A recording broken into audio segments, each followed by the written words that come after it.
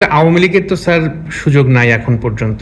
এখন আমি যদি আপনাকে প্রশ্ন করি, যদি কোনো বিষয় স্থগিত থাকে, স্থগিত মানেটা কি? স্থগিতের মিনিংয়ে যা হবে তাই হবে। আইন কানুন সংশোধন তো একটা কি বলে যে সব সময় থাকে, কিন্তু কথা হচ্ছে যে এই মুহূর্তে নির্বাচন কমিশন মনে করে না যে আরপিও সংশোধনের আর কোনো বিষয় আমাদের কাছে পেন্ডিং আছে। যেটি হয়েছে সেটি নিয়ে আমরা সামনের দিকে